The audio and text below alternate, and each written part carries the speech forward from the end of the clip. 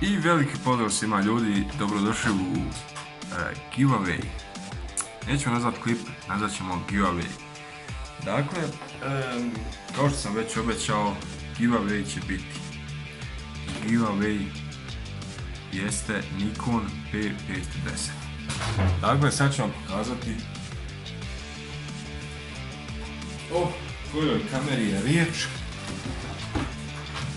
To je jedna mala kamerca, evo za početnike, znači tu je taj adapter od te kamerice i da ima i kablovi, sve te notifikancije. Tu je dakle i sama ta kamerica. Ovo je to fino, dosta fino očuvana, dakle nema oštećenja ni na objektivu ni nigdje. Dakle, zoom je, kao što možete vidjeti, 42 puta, što znači da mjesec ubliži bez ikakvih problema. Kamerica je jednostavno namijenjena, može se fotografisati s njom, može se pratiti video klipovi. Dakle, ako se neko bavi lovom ili nekim sportskim aktivnostima, ekstra dobra kamera. Objektiv je fiksni, kao što rekao, jedino oštećenje je evo ovo ovdje i tu, ali to ništa znači. To ništa uopšte ne smeta. Ovdje se otvara i puni se. Tu se znači otvara i ovdje je HDMI ulaz.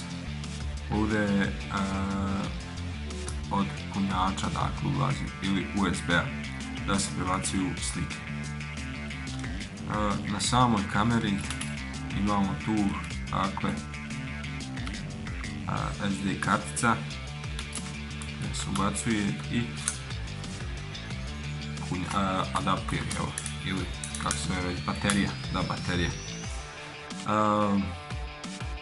Što je još zanimljivo na ovoj kamerici, dakle, što možete da, kada snimate, ako sad želite ovako pravo da snimate tu, vi možete odraditi evo ovaj potez, tu, i možete napraviti tu. I onda vi gledate ovako tu prema dole i snimate taj, znači tu perspektivu, ajmo reći, ili kad pravite perspektivu uglavnom, to može, ili kad se fotografišete nešto dozvor, isto možete, dakle, taj, kao što vidite,